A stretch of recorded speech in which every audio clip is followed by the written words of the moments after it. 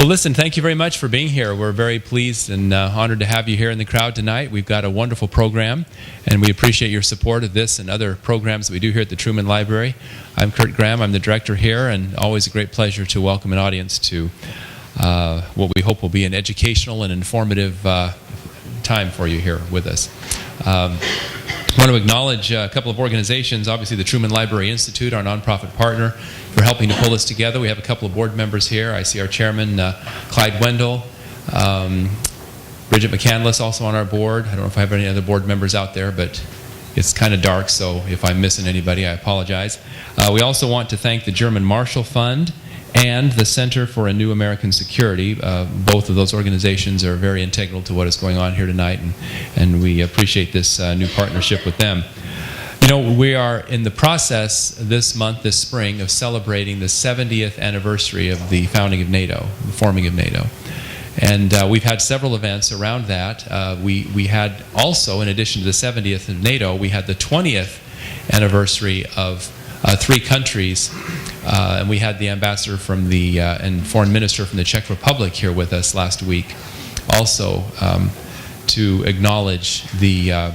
It was here at the Truman Library on the UN table that Madeleine Albright, as Secretary of State at that time, during the Clinton administration, signed that document that brought those 3 nations, including the Czech Republic, into NATO, and so that's been a very significant part of our history here with President Truman, and we're very grateful tonight to have a group that will be able to speak to this. The program you're going to see tonight is part of the German Marshall Fund Across America series, conducted in partnership with the Center for a New American Security. And so it's my honor now to introduce to you the guests who are going to be on stage with us, and we'll have a panel discussion, and we hope you'll enjoy every bit of what they have to say. Our first guest is Floreta Faber. She is the ambassador for the Republic of Albania to the United States. She managed the American Chamber of Commerce in Albania for 15 years, and she's an expert in advocacy and government relations. She'll be in the center of the stage. We also have Jamie Fly, Senior Fellow and Director of the Future of Geopolitics and Asia Programs at the German Marshall Fund. Formerly served as Counselor for Foreign and National Security Affairs to Senator Marco Rubio. And during the Bush 43 administration, Jamie was Director for Counter-Proliferation Strategy at the National Security Council. Richard Fontaine is the CEO for the Center of a New American Security, one of tonight's sponsors I've already mentioned. Formerly a foreign policy advisor to Senator John McCain during his presidential campaign. Served on the National Security Council as the Associate Director for Near Eastern Affairs. Piotr Wilczek is the Ambassador of Poland to the United States. He is an international scholar. In 2006, he received the title of Professor of the Humanities from the President of the Republic of Poland. And he is the founding director of the College of Liberal Arts and Sciences at the University of Warsaw. And finally, our moderator tonight is Derek Chollet, and he is the Executive Vice President and Senior Advisor for Security and Defense Policy at the German Marshall Fund of the United States. He served in senior positions during the Obama administration at the White House, the State Department, and the Pentagon, most recently as the U.S. Assistant Secretary of Defense for International Security Affairs. He is a contributing editor to Foreign Policy, where he co-edits Shadow Government. Please join me in welcoming our panel.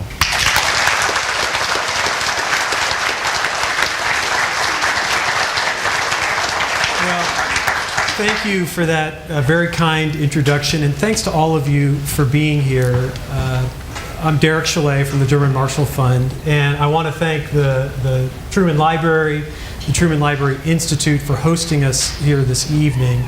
This is the capstone to what has been a very, very busy day with our delegation and colleagues here as part of a program that was started by the Center for New American Security several years ago, that GMF has now partnered with them this year to bring the conversation about America's role in the world, and in particular the transatlantic relationship and the importance of the transatlantic relationship outside of the conversation we have all the time in capitals or in major cities, but coming to places like Kansas City and Independence to engage with all of you. So we're going to have a conversation on the stage, but I do look forward to about halfway through our time here opening it up to your questions and comments, because we're here for you to listen to us, but also really we're here to listen to you. And there's no shortage of issues when it comes to the future of U.S.-European relations, the future of NATO, that are very much in the news today.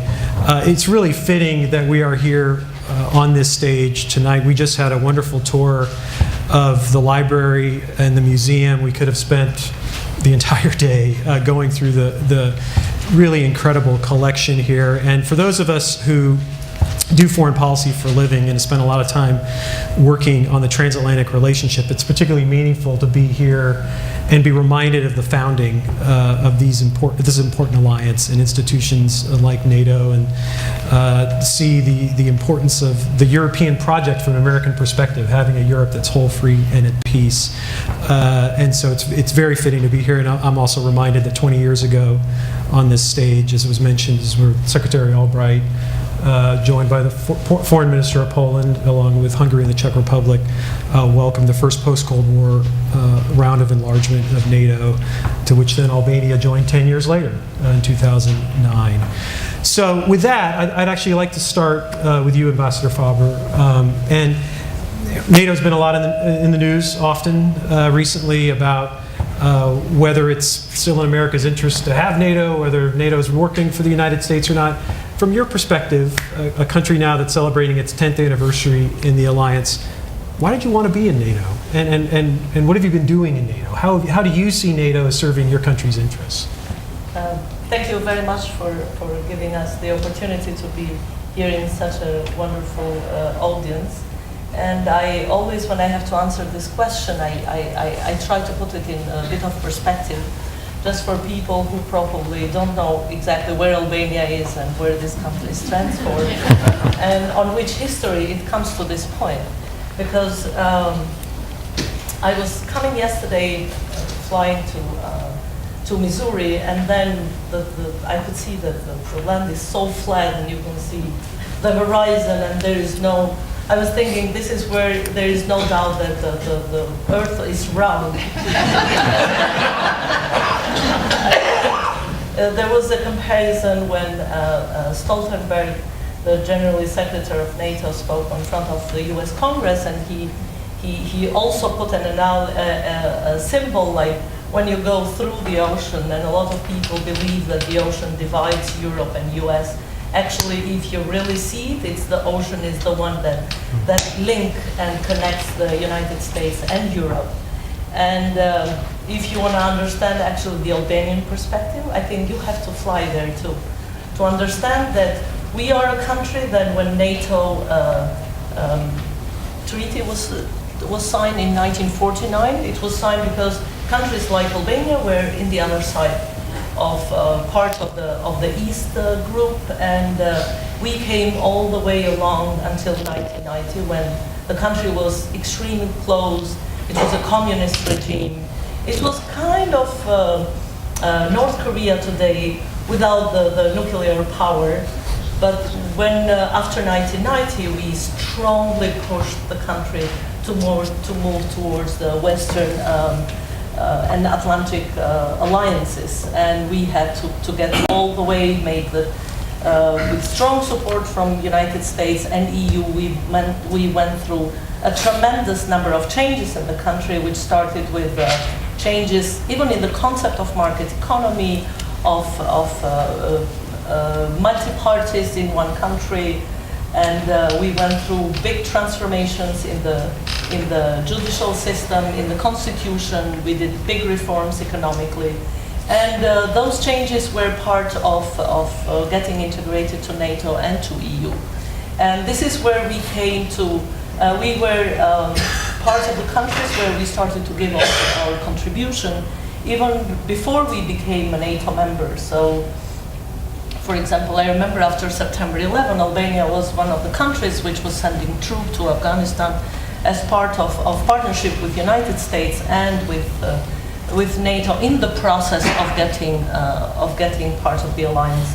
So 2009, when Albania became NATO member, was really an important point and turned positively part of our modern history, because we became part of one of the strongest alliances in the world. We became part of a group of friends and partners which would cooperate in each other politically, militarily, and what was important is this article which says an attack to one country on the NATO membership is an attack to all the other countries. So we believe that we can not only be part of it, but we can also give our contribution. And this is how, even Albania is a very small country of 3 million people and part of Western Balkan countries, where when I say Western Balkans, it's Albania, Northern Macedonia, Kosovo, Montenegro, Serbia, and Bosnia-Herzegovina, where we all are looking forward to our European membership. But when it comes to NATO, we believe that's a very important alliance, because we kind of close the border of the NATO alliance in giving more to the security of the region and to security of the world. And at the stage we are today, we really feel good. It's one of the best tables we have when we are with our NATO partners, and we feel stronger because we are more and more contributing to the alliance with troops, with increasing our military capabilities, and also trying to, especially strong supporter of the enlargement. We were strong supporting Montenegro to become a NATO member, and we are very happy that we are at the point where North Macedonia is filling all these requirements for become a NATO member, and we hope soon Kosovo will be also part of the alliance in a few years, and at least it's good for them to start taking the steps towards that. Okay, So thank you. Thank you. Ambassador Wilczek, the same question to you. Of course, Poland, a country just a few years after the end of the Cold War in 1989, was quickly knocking on NATO's door, and your former president, President Walesa, was one of the leading advocates in the 1990s for enlarging the alliance to include Poland. And here you are now celebrating your 20th anniversary in the alliance, and you have U.S. troops today on the ground in Poland, helping to defend your country in defense of any mischief that Russia might decide to cause. So the same question to you. I mean, the value that you see to the alliance and the role that your country is playing in the alliance. Thank you very much, and thank you for the invitation. First of all, I should say how moved I am to be here at the Truman Library, where 20 years ago the accession documents of Poland and Czech Republic and Hungary were signed, the NATO accession documents, here in Independence, Missouri. So this is the first thing. The second thing, before I'll tell a few words about NATO, is that Harry Truman was very important for Poland as president. As we remember, he became president in April 1945, when Poland was already occupied by the Soviet Union. I mean, liberated, and the occupation started. And he left office a few months before Stalin's death. So Truman was president during this hardest period of Polish history under communism.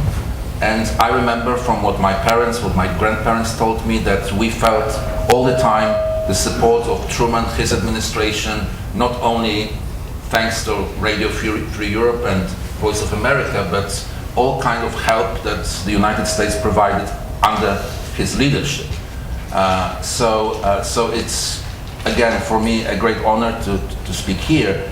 As regards NATO, I think Ambassador Faber has already said everything, because we shared the same experience. Albania joined NATO 10 years later, but both Poland and Albania are post-communist countries, and as our moderator said, Poland from 1989 was trying to join NATO. Presidents, ambassadors, I should mention one of my predecessors, Ambassador Koźmiński, who was very instrumental in this work. So for us, as it has been mentioned, Poland is on the eastern flank of NATO, and we all the time feel these serious threats from the east, especially after 2014. So we are extremely grateful that we have NATO troops on Polish soil and we have American troops on the Polish soil, hoping to strengthen American military presence in Poland. So for us, NATO is a very important alliance. In our opinion, NATO is the most successful military alliance in the whole human history. It's been 70 years. NATO went through all kinds of difficulties, but for countries like Albania and Poland, NATO now is very meaningful, very important, and we are very proud and happy to be a part of it. Mm-hmm. Yeah, just Ambassador, your comment about NATO's presence in Poland reminds me of something one of your former colleagues told me when I was in government about the German troops when they were deployed as part of a NATO mission after 2014 into Poland. This former colleague remarked, the German military has been here before, not by invitation. So it's significant that we are welcoming, and remarkable that we are in Poland welcoming German troops to help defend us. Yes, so we are with Germany, we are together now in the European Union and NATO. This is a miracle of history. So really, to be such strong allies with Germany, Poland and Germany, so interdependent economically, being friends and allies in two great alliances. So this is really something we have to celebrate every day. Mm-hmm. So Richard and Jamie, starting with you, Richard, kind of the flip side of that question, which is NATO's enduring value to the United States, or questions of whether it's perhaps outlived its usefulness. In the collection that we just had the opportunity to tour, Richard and I saw a letter that Dwight Eisenhower in February 1951, after he had come out of retirement from being president of Columbia University, to take, Harry Truman had asked him, of course, to take command of NATO and help set up the military command, and he's writing a letter to President Truman saying, here's what I'm doing, and we're going to deploy 6 divisions to Europe, but I really expect that in 6 to 8 years, our troops can come home, because the whole point is to build up Europe, and then we won't need to stay there anymore. So there are some voices in the United States who would read that letter and say, Ike was right, and what's been happening. So, Richard, why should we still care about NATO? Cold War's over. Europe has been at peace.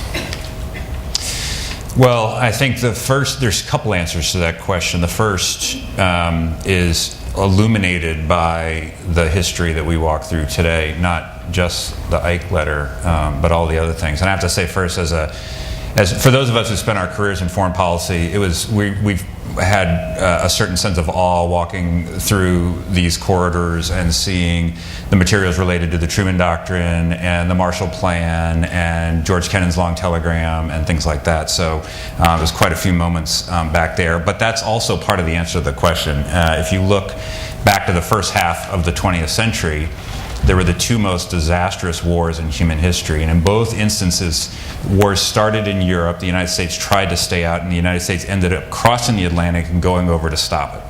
At enormous cost to the United States. Of course, to Europe, but we're talking about American interests and American interests in NATO. Enormous cost in blood and treasure. And in the immediate post-war era, the United States and its allies at the time resolved, we're not doing that again. We've seen this movie before. We don't want to retreat back to our own shores only to watch a future conflict erupt in an area of strategic importance and economic importance to the United States that we will then have to go into try to stop another disastrous war in a decisive way. So how do you prevent it? Well, what they resolved to do is to wed Western Europe at the time into this NATO alliance and keep American troops deployed in Europe that never came back, and then extend a commitment to defend Europe. And it worked. It kept the peace in Europe throughout the entirety of the Cold War and since then. And now people will say, well, war in Europe is unthinkable. that's success. That's not something to say NATO's anachronistic. If war in Europe is unthinkable, we should keep it that way. And we can go into the details of who pays for what and costs and all these other things. But from a solely American interest standpoint, it has been a good thing to have NATO and the Defense Pact in Europe keeping the peace there. Then you have the second answer to the question, which is fundamentally it's better for the United States to fight with allies than without them. And if you look at our recent history since the end of the Cold War, it's the United States that is getting into most of these conflicts abroad, not Europe and then the United States has to join it, but the other way around. So for example, the Article 5 of the North Atlantic Treaty, which is the Mutual Defense Clause, has only been invoked one time, and that was after 9/11. That was a war, that was an attack on the United States, and we went to war in Afghanistan, and NATO countries joined us in our war despite the fact that they were not attacked. And they remained there for years and paid very large sums in blood and treasure to fight our war with us. And so if they had not done that, those would be Americans doing that. Those would be Americans paying those costs. It would be Americans alone doing it. And as we look at the world we're in today with China and Russia and everything, I can only imagine that China and Russia would kill for a set of allies like we have in NATO. And the fact that we have them means that we should tend to that set of relationships and make the most of it. Yeah, one of the great quotes that former Secretary of Defense Mattis often says is the only thing worse than fighting with allies is fighting without them. Right. Jamie, so same question to you. However, I'd like to pick up the thread on the defense spending particularly and the burden sharing argument. For those of you who follow these issues, you've probably heard a lot in recent years about the 2%. It's come up today, but the NATO countries have come together and agreed as an alliance that by 2024, all of them will be spending 2% of their GDP on defense. The alliance is not even halfway there yet, and will not get there fully by 2024. So Jamie, reflect a bit on that as a challenge for the United States. Interested whether you think that's even a reasonable metric to use on the health of an alliance. And of course, I'd like to hear from our ambassadors from their perspectives on defense spending. Certainly, yeah. I think, I completely agree with what Richard said. And I think from my perspective, participation in alliances like NATO is basically insurance policy. The deterrent aspect of trying to keep Europe whole and free, so the U.S. does not have to intervene in the way it did twice in the 20th century. But part of that is we obviously expect our allies to do their fair share. And I think the story there, it's mixed. The new allies, the ones who are sitting here, are some of the best exemplars of what allies can do, both in terms of defense spending, but also then sending troops into harm's way when, as Richard said, they were not directly attacked. I think even what's been compelling to me, as someone who's not served in the military, but as a government official, has visited Afghanistan, Iraq, seen our troops, as Derek and Richard have as well. When you go to these places and you see Albanian troops or Polish troops, it's very emotional. It's compelling that they felt that this was important to their security to do these things, especially in the case of countries like Poland, for instance. I don't know how many of you have been to Poland recently.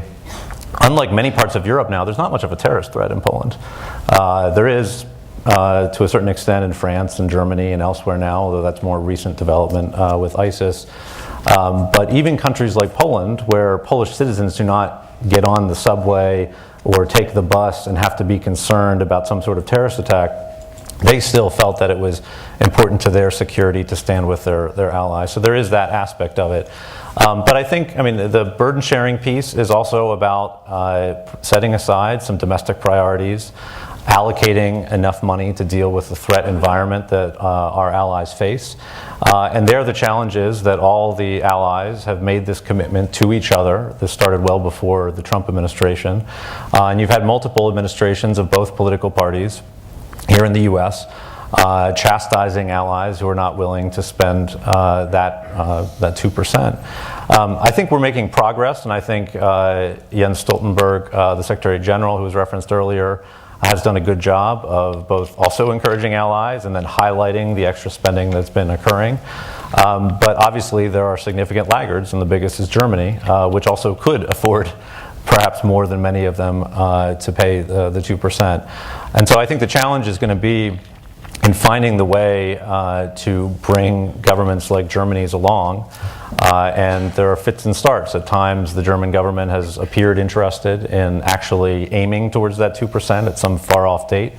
And there have been some more concerning developments recently where they appear to be backtracking, partly because of political developments inside Germany. I think the challenge for the U.S. is how do you coax along that progress? And there have been different things tried by different administrations. President Trump obviously feels that public shaming and criticism is the way to do that. And it's not producing a whole lot of results yet with Germany. We'll see if that happens. But I think Americans of all political stripes certainly want to make sure that if we're in an alliance with partners, that they're paying their fair share, that they're stepping up to the plate. I do think most allies are in other ways, like deployments in the war on terror. But I think this is going to be a recurring issue within the alliance. And if it's not addressed, I think there will be deeper problems here amongst American public support for this alliance. And it's not just a NATO problem, it also extends to our Asian allies as well. Yeah, I mean, there's obviously a fairness issue, but there's also a practical issue of the U.S. military developing in a way that's far outpacing our European partners, so it becomes harder to operate as an alliance when these capabilities don't match up. So, Ambassador Faber and Wilczek, I'd like to turn to you, because one of the challenges, as Jamie alluded to, is that defense ministers from NATO or foreign ministers from NATO who meet regularly will come together and all, energetically commit to spending 2% and absolutely will do it. But then, of course, these defense ministers and foreign ministers go back to their capitals and deal with their parliaments or deal with their finance ministers, and they all say, no, we got other priorities. So, your two countries that have been trending in the right direction, one is on track, they're at 2%, one is on the track to get there. So talk a little bit about, as your leaders go home to make the case, why is it so difficult? What are the challenges that you face? There are two ways to put it. If we see the reaching the 2% as a requirement for NATO membership, one is the difficult side, as you mentioned, is because of basically the economic developments of each of our countries and how much we can prioritize from one sector to another. And defense is, of course, very important for us. It's important for the country. It's important for the part of NATO alliance in general. Now, but there is another perspective that we look at those numbers, and probably is the positive perspective of looking at it. We understand that being part of NATO members and part of this alliance it's not simply to show off and say, we have reached this alliance. We have come a long way to actually win that seat on the table. And in order to be member on NATO, you have to have a number of standards that you have reached economically, politically, militarily. And Albania has been working very steadily through the years in order to become a NATO member. And because we worked hard on it, we understand that it is important that we keep that place with the required standard. Why I say to look at it positively, it's because we understand that it's important we also reach the 2%. And it was agreed already that we will reach the 2% spending on defense by 2024. There was a few years ago, there was an agreement for all the countries that are going steadily to reaching this requirements. Albania today is at 1.2%, but we understand that it's a good alliance where we can also, on top of getting all the support of reaching our standards for being members, now it's a time also for us to give our contribution to the alliance, not simply by spending more and increasing the investments on military, but also by sending troops and being partners in a number of operations. And for each of us, it's not easy. Albania has had troops, has had wounded Albanian soldiers, have had people who lost lives in Afghanistan. And it was because we understand it's important to strongly give our support. As of decision of last year, Albania is going to be also, it's going to have a footprint of NATO in Albania, as we're going to have the air base. And it's an investment of which starts with $50 million from NATO, which believes that we have given enough to earn this trust for being that partnership with NATO, and bringing the air base to Albania means stronger partnership and stronger cooperation. Hopefully it's not needed, but whenever that's needed. And we talked about a question, we went through all these years, the initial challenges of Europe and US, and after the World War II, where met some of them, but why is NATO important today, and why we need to continue spend on defense because of NATO. Because we understand that the challenges today are different. More risks are coming from the East, and we have had in Europe especially a wave of immigrants, and as we were strongly viewing that as what's the best we can give as a support humanitarian, we saw through the unfortunate examples in Europe that together with this wave there were a number of terrorists, and we are from a number of countries. There were a number of foreign fighters that went in the beginning, before there was widespread information that why people should be there or why people should not be there. So there are a number of challenges that has raised today in our lives and in the lives of citizens or our countries and other countries that are part of the alliance. And that's why we believe on the enlargement and bringing more neighbors in the NATO. We believe that we all have to increase our spending to have more modern military troops, and I think we all are doing our best. So we don't simply view it as a burden, but we're doing maximum what we can in order to reach that as soon as possible. Ambassador Wilczek. Well, again, Ambassador Faber has said almost everything. So, well, just a couple of things to complement this statement. First of all, obviously, 2% is an obligation, a mutual obligation, because it's not something imposed by the United States. It's something that NATO members agreed upon in 2014 to reach 2% in 2024. So again, we should remember that it's 2024, not 2019. So Poland is very proud to have reached 2%, and even there is an official declaration of Polish government and parliament to reach soon 2.5. But still, we are patiently waiting for other members to reach this goal, and we are not surprised that the United States is pushing for this, because as we all know, first of all, the United States is the largest contributor to the NATO budget. It's a huge amount of money. Second, I think all NATO members acknowledge this very special American leadership in NATO since its very beginning under Harry Truman. So there is no doubt that we are all equal members, but American leadership in NATO is for us very important. So that's the reason we are listening very carefully to what American officials are telling us about NATO.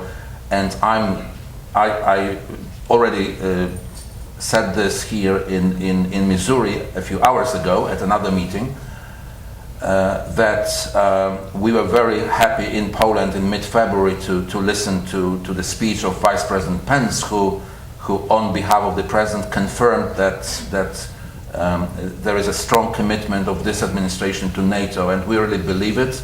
We can see how committed the United States is, and especially in our situation when we have this very capricious eastern neighbor. We never know what to expect, and in 2012 or 13, no one. Well, actually, it happened earlier in Georgia, but even after Georgia, I think many NATO members were not expecting anything worse.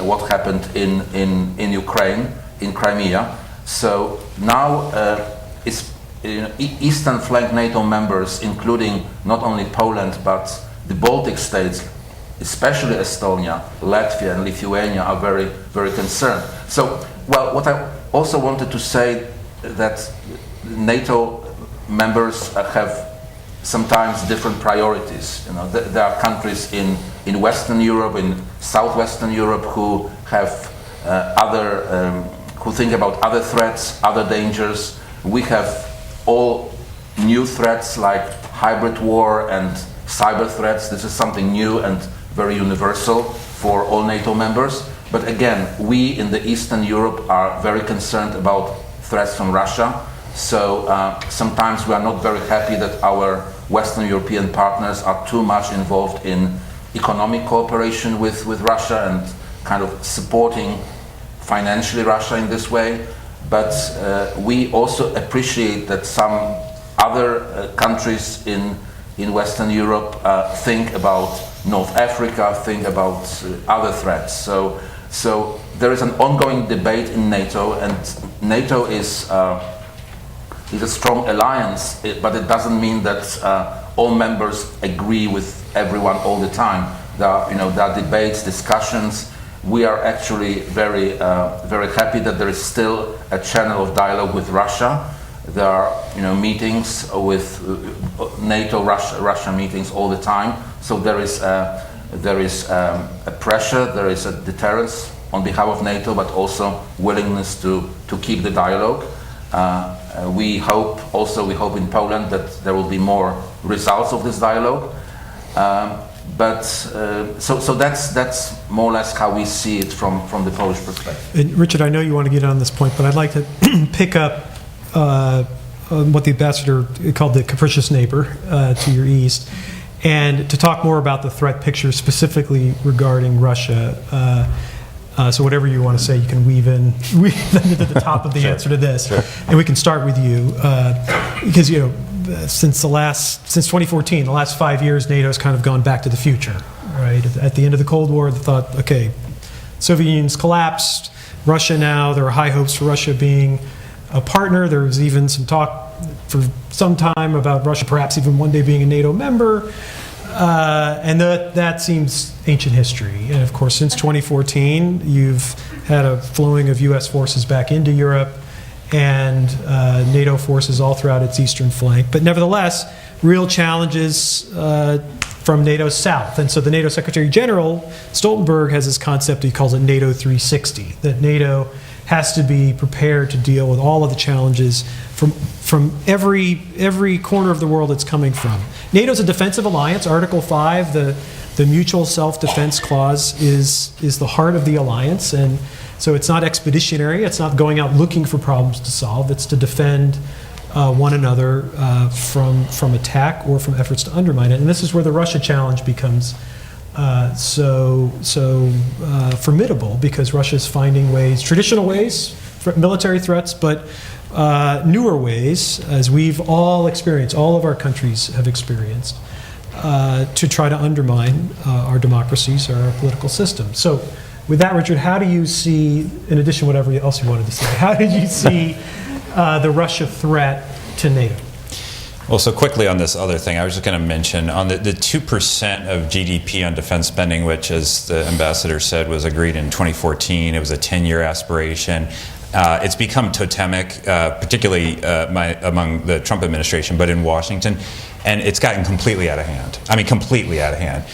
Yes, every member of NATO that is not there should increase its defense spending for a whole bunch of good reasons.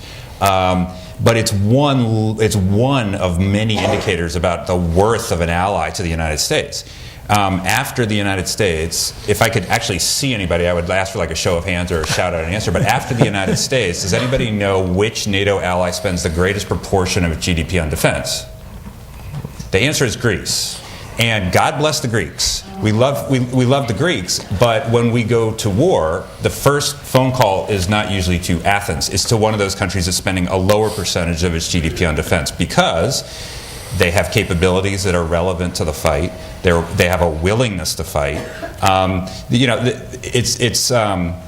it's more complicated than just you're good if you spend 2% or you're getting close to it and you're bad if you don't. Now that said, the Germans I think are in a completely different category because they're actually hollowing out their military and going in the wrong direction. But we've got to think in a more sophisticated way about what makes for a good ally, what makes for one that's not sort of bearing its full weight. The Russia challenge, NATO is prepared to deter threats from Russia and to defend and repel Russian encroachment into NATO territory, mostly through physical conventional means, but increasingly through cyber means and through what we call gray zone activities, the kind of stuff you saw in Crimea, where intelligence operatives go in and special forces not wearing uniforms and things and try to stir things up. And because, as Jamie said, NATO is an insurance policy against threats that may or may not ever materialize, we have to be absolutely ready that Russia does come across the border into a NATO country in tank columns and tries to take it over. But frankly, that threat is very unlikely. We have to be prepared for it, but it's very unlikely. The much likelier threat, and the one that we've already seen, is Russia's efforts to disrupt our democratic practice in NATO countries and weaken us by dividing us internally, and then from the Russian perspective, making us less able to pose a threat to them. But in 2016, the election meddling in the United States, which was done by the Russian government, was treated as an American issue, not an alliance issue, not a NATO issue, not a transatlantic issue. When the same thing happened in France, it was treated as a French issue, not an alliance issue, not a NATO issue. And when it continues to happen around NATO countries, it's going to continue to be, unless something changes, treated as a national issue. In my mind, this is a quintessential alliance issue because this cuts to the core of our democratic way of life. The Russians know it, we know it, but there's been way too little alliance discussion of how do we join together to combat this threat that's coming from Russia, which I think is far more likely than these conventional threats that coming across the border. And Ambassador Faber and Wilczek, starting with you, Ambassador Faber, that you're on the you're on the front. Okay, you're on the front line. And then he'll say everything, and then you can see. So, describe for us. You're sitting there looking, into the face of the significant Russian military buildup that's right in your neighborhood with overwhelming power, and just give us a sense of what's that like for you, and therefore how valuable this alliance is. Well, I mean, this, if you ask this question, if you talk with an ambassador of Estonia, it even more significant, or the answer will be maybe even more dramatic. But our situation is as follows: we are bordered by the most militarized zone in Europe, which is the Kaliningrad region, a kind of, I would say, a kind of statelet. It's an exclave. Exclave. Or because it's outside, right? Which is a part of Russia, and we are also surrounded by Russia, by Belarus, and Belarus is now a very great challenge. We don't know in what direction the situation there will go. Everyone's waiting, because Belarus, it's not only about the Belarusian border with Lithuania, which is the NATO member, and Ukraine, but to what extent Belarus will be militarily influenced or invaded or occupied by Russia, and to what extent Belarus may cooperate with future Russian plans. And Poland also borders Ukraine. Ukraine, it's not only Crimea, but it's the eastern part of Ukraine, basically, although Russia denies, occupied by forces supported by Russia. I would put it this way. So we have in Poland more than 1 million Ukrainians. Most of them are not war refugees. They are economic immigrants. We are very happy to have them. but we can feel, not only from what they are telling us, but we can feel this kind of atmosphere coming from there. So the reason why Poland is so concerned about the Nord Stream 2 project, you mean this pipeline going from pipeline going from Russia to Germany, is that when it's built, there will be no gas transit via Ukraine. It will no longer be needed, and Ukraine will be in even more vulnerable position. So I just wanted to explain that our opposition to Nord Stream 2 pipeline, it's not that we don't like in principle, but we also treat it as a threat because of Ukraine. Mm-hmm. So Poland is kind of surrounded by this most militarized, exclave in Europe. I'm quoting my statement from the Congress, so I can repeat it again. Most militarized. It was even broadcast on Russian TV. A fragment of my statement. I was very proud of that. And they did not. They said, no, it's not Kaliningrad. Belarus in a very awkward position, and Ukraine. So there are various scenarios, but we are really concerned what might happen if our eastern neighbor has really bad intentions. As we've just heard, the direct attack of Russia on a NATO member is very unlikely. But when you talk with Estonians or Lithuanians who are NATO members, they are not so sure about that. They are afraid of all kinds of provocations, which may not be at the first moment diagnosed or perceived as an attack on a NATO member, but all kinds of provocations which will not look like a military attack from Russia. And as we've just heard as well, there are all kinds of threats, not military threats, but cyber threats, which meddling into elections, which, and I agree, it's also should be discussed as a NATO issue, because it's about security of NATO members, about democracy in NATO countries. Secretary Albright, with whom I met her twice in the last 2 weeks.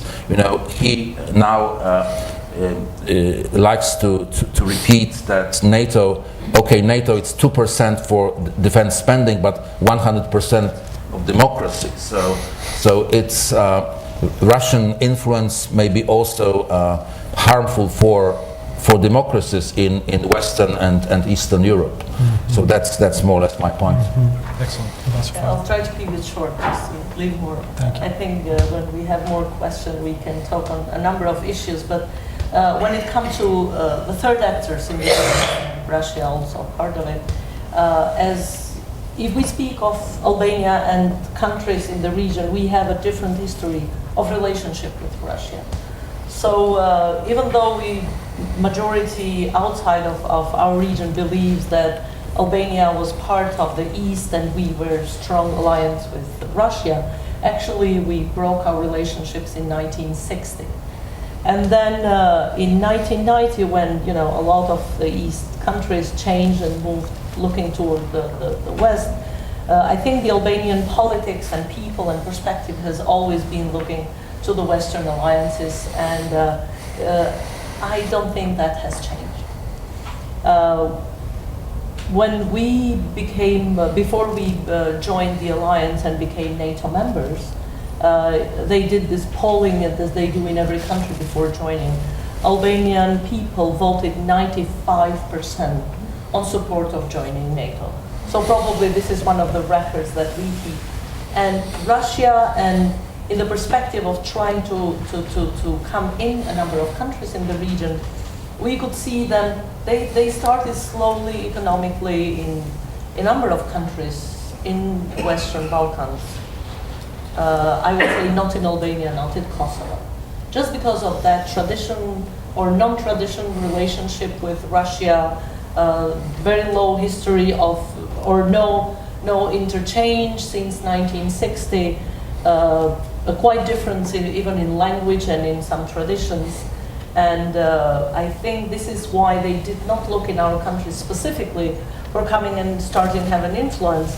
As I mentioned, they started economically, I remember, in Montenegro just a couple of years ago, probably 7, 8 years ago, when you go there one summer and it's normal, and then you go the next summer, like over 50% of the businesses by the beach are owned by Russia. And so this is how you kind of start feeling the difference. And when the voices were increased that Montenegro is getting ready to become a NATO member, this is where it looks like more Russian involvement. You would see more voicing. There were always in the media and in public and from the politicians in Montenegro that explained how Russia was trying to do a coup in the country. You could obviously see the changes and the efforts in Montenegro when they were coming to a point where they would agree for the name issue and becoming a NATO member. And it looks like after those issues were resolved, they were kind of looking to Albania. In the way you would see more, we have relationship with Russia, and we do not talk on until probably the last year or two. We wouldn't even mention the issue specifically on what's happening in our relationship between the countries, but we start seeing, which was different for countries like Albania, we start seeing more and more Russian press and the diplomatic mission and the ambassador on TV, which was kind of new and interesting, like, why is this happening? And as we speak today, especially in the last months where we had a situation between the political parties in the country, we get this information that Albania is every day in the press in Russia. And this shows actually an increase of interest. Why is that happening, or who is pushing it, or why is suddenly a focus on what's happening in Albania? So it is more on the aspects, or they are looking more to us that Albania is really in between choosing the West or the East. Because of how strong we believe in the democratic values and the values we share with European Union and with United States. I don't think you find a common people in Albania that would think, well, dollar is green, it doesn't matter, which one invests in the country and which one is more vocal.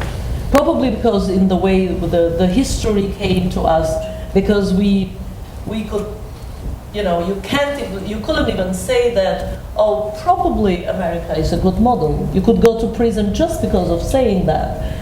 People have been looking at the West in something that was so difficult to reach.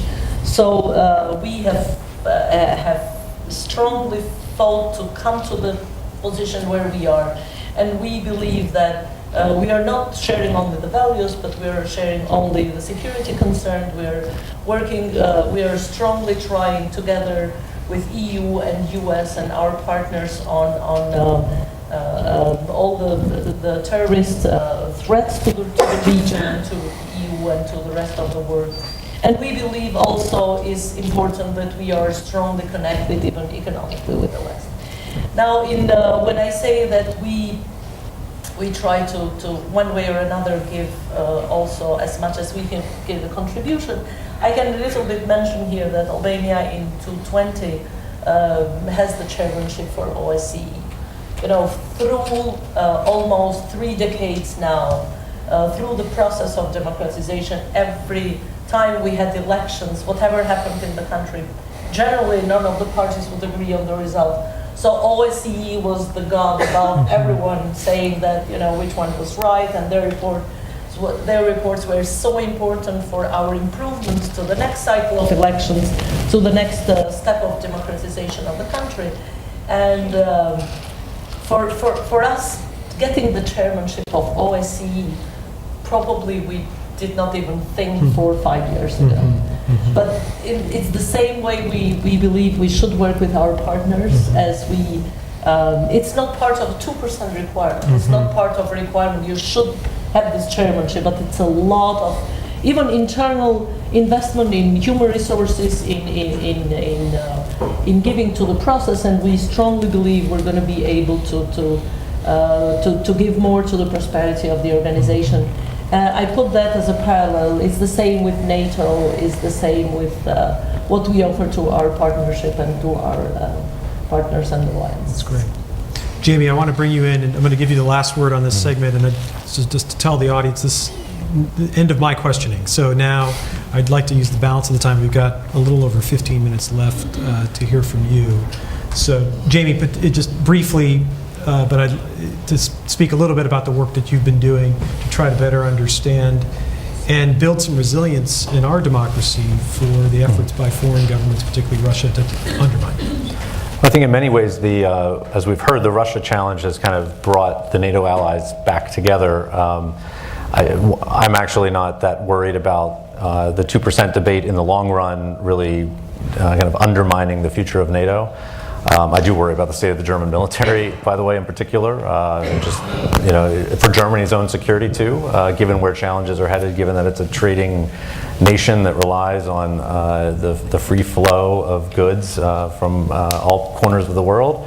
And they've essentially been able to do that without, in recent years, a navy that can even function. No submarines that can actually float, or ships that can't even get to the Indo-Pacific. And that's clearly not sustainable for Germany's own interests, let alone for the alliance. But what I do worry about, and I fear a little bit of premature triumphalism about NATO, and maybe I shouldn't say this in hallowed ground, but that's the challenge that's hurt us in the past. Post-'89, obviously, in terms of the U.S. dialing back its commitments in Europe, thinking that the Cold War was won and over, and there were no more challenges to European security.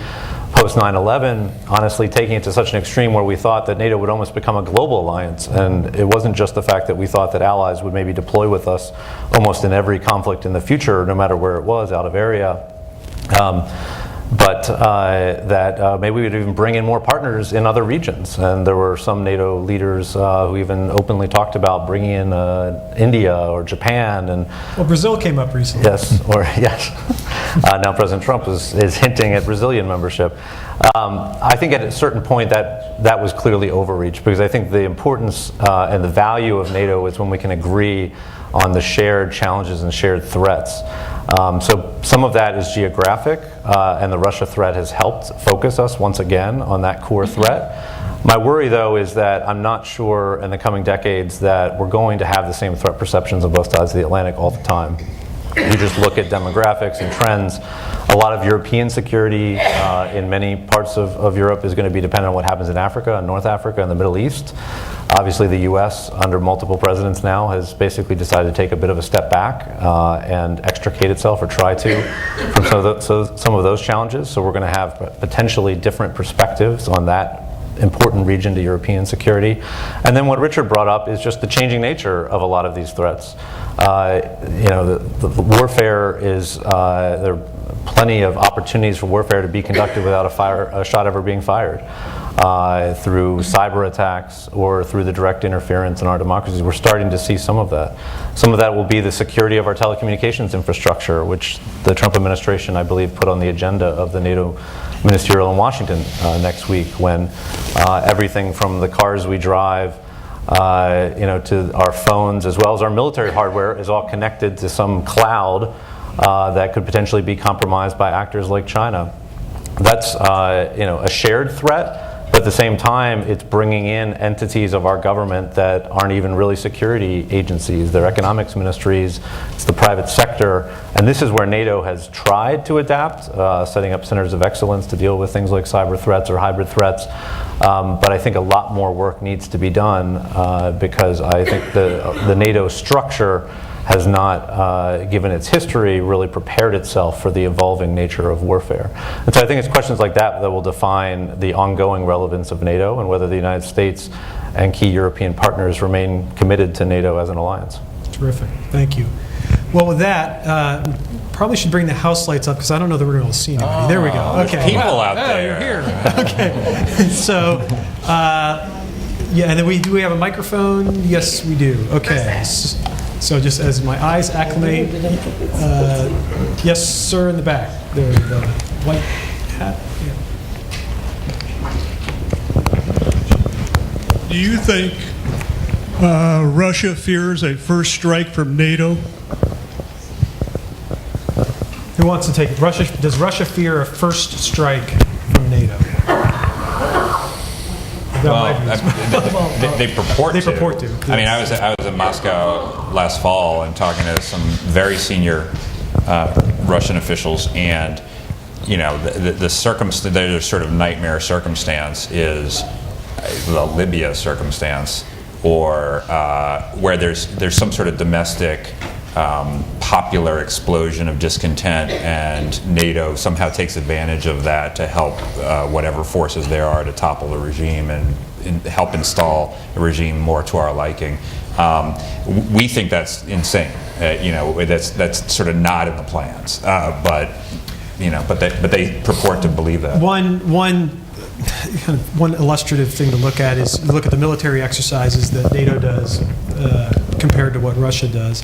Russia has a military exercise that's every other year, I believe, Zapad, that is always quite transparently some kind of incursion into a NATO country, right? Usually to protect a local population or something, but it's pretty obvious what they're doing. The NATO exercises are all defensive. It's reacting to some incursion. It's not to go into Russia or anything like that. So it's a common narrative we've heard for over a decade now that NATO's inherently anti-Russian and therefore a threat to Russia, but nothing in my experience suggests that that's the case. What else? Other question? Sir... Or ma'am, there you are, right there. Yes, thank you. I have a question regarding Austria. Austria committed itself in its state treaty to everlasting neutrality. However, I do understand that Austria is for several years now in an arrangement with NATO. Could you comment on this, please? I was in Austria last week, so maybe it's going to be my only relevant. The resident expert now. It's the first time that's ever happened like that. But Austria is, neutral and has participated in associated partnership for peace-like arrangements with NATO, but they do not share in any way the mutual defense agreement with NATO, which is the cornerstone of the NATO alliance, and they won't into the future. And in fact, I think it's probably even more true now than it was 5 or 10 years ago, because they increasingly describe themselves as sort of a bridge between the United States and Russia, that they can sort of provide this middle ground and so forth. But don't look for Austria to be an actual member of NATO or really involved any way more than peripherally anytime soon. So. One thing that's been interesting to watch in recent years, and I haven't been to Austria recently, but I get to Sweden several times each year, is to watch in some of the Sweden, Finland, countries that chose to remain outside of NATO, the kind of growing public interest actually in NATO, mainly because of Russian actions. It's not even really, it's still political football. It's not even really being driven by certain leaders necessarily, but it's a public response to things like Russian military overflights or Russian naval vessels encroaching on territory of those countries. And so that's something to watch, because it's not just countries like Albania and others over time who really aspire to this on Europe's periphery. It's some of those long, well-established countries that have strong partnerships with the U.S. and other European countries who now are kind of rethinking their historical interest in kind of remaining out of the alliance. And if Russia's actions continue on the trajectory they've been, I think you might even see eventual votes in some of those countries to join NATO. Because just to add a footnote to that, the tricky thing is that for some of those countries, Sweden, Finland, Georgia is another, they are contributing in meaningful ways than many alliance members in places like Afghanistan. And so they're part of NATO's efforts, but yet they're not voting at the table. So it leads to some interesting questions for them and for NATO. Another question, sir, down here. There's a mic coming your way. This is a naive question, but does NATO have a military? Do they have an air force, a navy, an army, missiles? Great question. Great question. It's really good. Who wants to take that? I mean, countries, right? I mean, NATO itself is, is an alliance of countries which have, actually speaking about alliances, you mentioned, Sweden or Finland. I have the same observation. It's like a proof that NATO is also an alliance of values and countries which share similar values. It's not only about, I think, Russia and deterrence, but it's also about being, it's especially important and has been important in Poland that Poland has always thought about itself as a part of Europe, Western world. So I think that there is something like this, and countries which are not members of the alliance officially still feel the same, share the same values. So that's I think very, very significant. Even with Austria, which is obviously a European country, a member of the European Union, and for other reasons is formally neutral, but in many ways helpful, as you mentioned. And this is where, just if I can add that, where the 2% issue is certainly an imperfect measure and can often be misunderstood, because it's not 2% like their dues paid to an organization to fund some common military capability. It's 2% you're going to spend on your own defense. It doesn't even say that 2% is going to go to Europe, meaning European defense. You could spend it to deal with a fight against China. So the alliance has no capability, or has very, very minimal capability. They've recently tried to invest in some shared capability that could be used for members who don't have certain intelligence, surveillance, reconnaissance equipment, specialized things, airplanes, AWACS airplanes with radars, but it's very, very small. These are all sovereign nations' military spending. So next, sir, yes, down right by, the mic's right there. It seems like the Crimea will never return to Russia. That's their only basic naval base on the Black Sea, and that's in their interest to keep that. So I wonder how long we're going to make that a point of friction with Russia. On the other hand, the eastern boundaries ought to be restored where they were, but is there a chance that we could end up just allowing the Crimea to be part of Russia? They're building a bridge, I guess, to the mainland. So what's going to be done about that? Great question. If I can please. Just, try to answer. When, you may remember how it worked with the Baltic republics, Estonia, Lithuania, and Latvia, when they were annexed by the Soviet Union. Okay. So they're listening. It's the Russians turning up the volume. They're very interested in what you have to say about this. But it was this very special policy about U.S. policy about Lithuania, Latvia, and Estonia. This non-recognition policy. So I think that this is a very good example of it lasted for so many decades, but finally these three countries became independent. So I think that even when we think that now it's not possible, it was the first annexation of a territory of an independent country after World War II. I mean, Crimea was officially a part of Ukraine, of an independent state, and it was a violation of international law. A part of a country was annexed. So even when we think now that it's not realistic that Crimea will be returned to Ukraine, I think this policy towards the Baltic states is very significant. That we should never get up in such situations as international community, as NATO.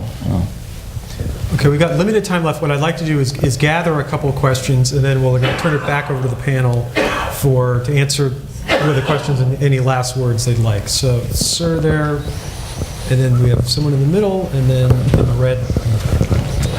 My question deals with a program that NATO had, I think, for about 40 years called the Stay Behind Armies. It's something I don't understand very well, but I've seen it on the internet. And apparently we had guys that were paid kind of like sleeper cells or something like that in Western Europe. And it was exposed, I think, in Italy and the early 90s, and I think it's all gone. I don't think it's still part of NATO or the CIA, but I'd like to understand that better.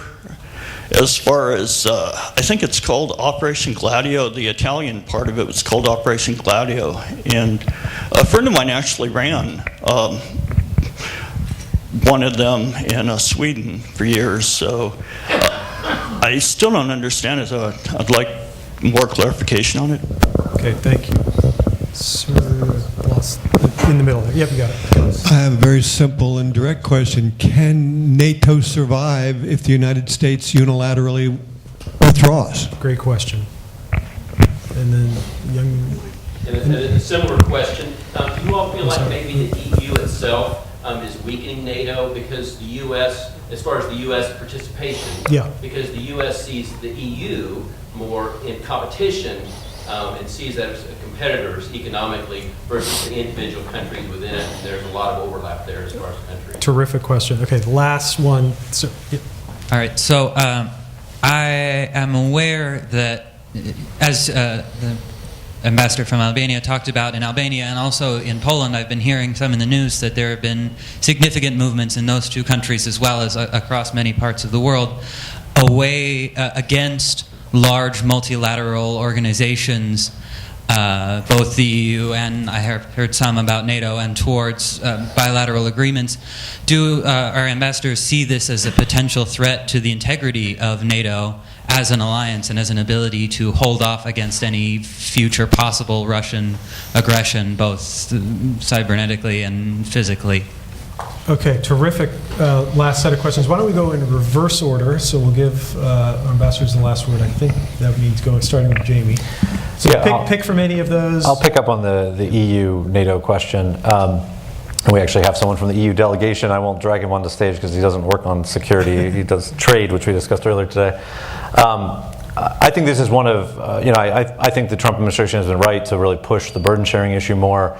I think one of the biggest mistakes the Trump administration is making, though, is to denigrate the EU.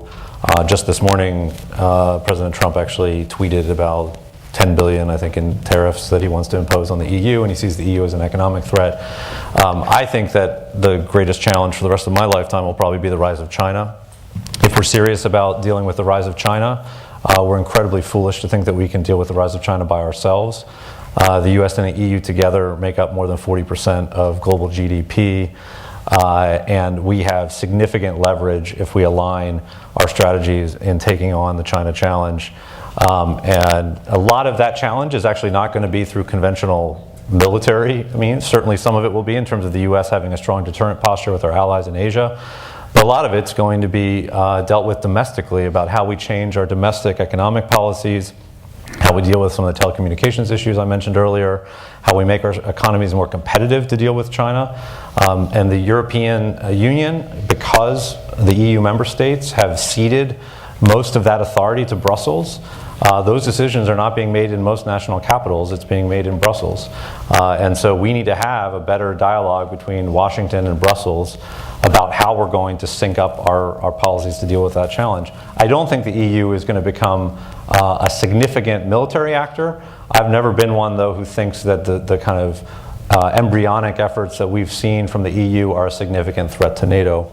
The reality is there's so much disagreement within the EU member states about some of the security threats, which we've already discussed. I don't think we're anywhere near the point where you're going to have a European army that is going to be ready to deploy in a significant way to deal with threats directly. And so I think there are ways that you can have more European EU kind of security cooperation that can be synced up with NATO. And the other aspect of that, with the UK actually leaving the EU likely at some point, we don't know exactly when, I actually think that'll make it easier to cooperate, because it'll be the interest of many of those remaining EU member states to still maintain strong security and intelligence relationships with the UK. Richard. Yeah, so I'll tackle the a little bit on the EU question, and then this question of U.S. Pulling out of NATO. So I completely agree with Jamie, and the French and the Germans recently have been sort of floating the idea of a European army which is in no way a new idea. When I was an undergraduate, I spent a year studying at Oxford in England, and I remember writing papers then about the EU's military and the common security and defense policy, which people were worrying and wringing their hands about how this might suck resources away from NATO and sort of be a counterweight and weaken NATO. And, you know, without saying exactly how old I am, Bill Clinton was president of the United States. So here we are all these years later, and nothing has materialized. I mean, the French and the Germans should worry about the German army, not a European army. But, you know, of all the things that keep one up at night, that should not be on the list. This question is interesting about, you know, what happens in NATO if the United States were to withdraw. And certainly the alliance is, if not mortally wounded, would have to be completely transformed in every way, shape, and form. But those who you know, advocate withdrawal or significant pullback from Europe have this vision that, well, look, I mean, defense of Europe is whose interest is this more than the Europeans themselves? So, you know, if we stop sort of providing the protection and the crutch that allows them to, you know, underinvest in their defense, then, you know, if we sort of withdraw, then the Europeans would take matters into their own hands. They would join together. They'd increase their defense spending, and they would do the things that we are currently paying the cost to do, and that would be good for them, maybe, but it would certainly be good for us. The problem is this thing called history, which is, you know, 100 years ago that didn't work, and 75 years ago that didn't work, and it didn't work in the Balkans in the 1990s when Europe said this is our problem to deal with Milosevic and impending genocide. You Americans can stay out, and then America had to go over there and do it. It didn't work in Syria, where all the refugees were going to Europe, not the United States, but Europe didn't get involved in Syria without the United States, even though it had a much more acute security threat than we did. And so there's not a lot of evidence that if the United States were to withdraw, that the Europeans would sort of fill in the vacuum and everything would be well. It could happen, but it's an enormous risk to take, and because an alliance is an insurance policy specifically designed to reduce risk, you got to factor that in. I would like to continue. It's an interesting question, like countries like Albania and Poland probably are. Is it true that they're retrieving from the multilateral relation? And trust me, this is exactly Russian influence on trying to type of news that we hear so much on around us about things that actually you don't see practically in everyday life of our countries. Every country in Western Balkans, but of course I speak on behalf of Albania here, it is so much focus on the European integration. As we speak today, the focus from now until June is really if we are opening the negotiations. There are 6 countries who are in different stage of joining EU. 2 countries has opened the negotiation talks, which is Serbia and Montenegro, and Albania and Northern Macedonia are strongly looking at June for opening the negotiations. Now we remember history that through the 90s, when EU was really eager to get all the countries in the eastern part to get members of EU, unfortunately our countries were not ready to join. They would not simply get us in just because we were and we are geographically part of Europe, but they all wanted us to reach a certain standards, which through the years we have been working really hard to do. And now, even though we have fulfilled them and overstated a number of those requirements, we still have not opened the negotiations. When we say opening the negotiations, which means membership comes probably 5, 6, 7 years from now. But because of everything that has been happening in Europe, because a number of populist movement and the idea that enlargement should not be probably a good move from Europe, unfortunately we have become part of the political movement that have not been talking so much about open door policies at this moment for Europe. But we are strongly working, and we have gone through a number of reforms in the country which almost really broke the country apart. For example, I can mention a big step we took towards a big judicial reform in the country. We changed the constitution. We changed more than 40 laws. We are changing all the judicial institutions in the country.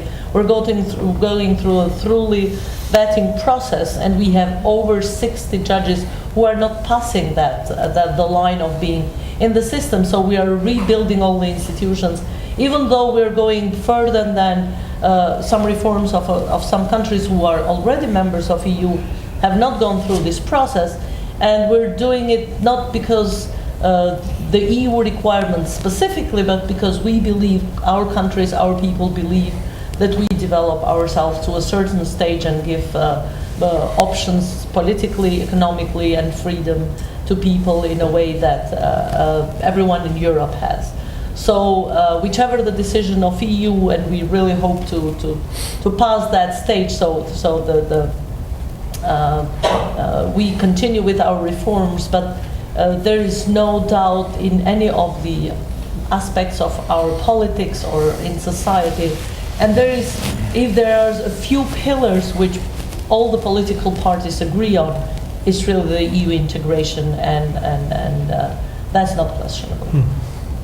You know, I'm observing, with great respect and admiration, Albanian efforts to join EU. Actually, on the 30th of April, we'll be celebrating in Washington, in my residence, the 15th anniversary of accession of 10 countries to the European Union. So we just want to demonstrate this in Washington, because we see no contradiction.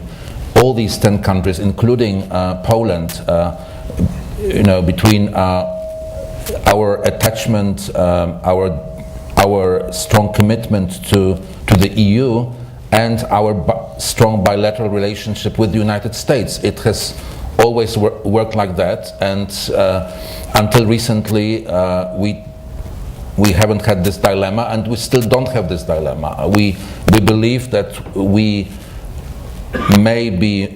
can be members of this.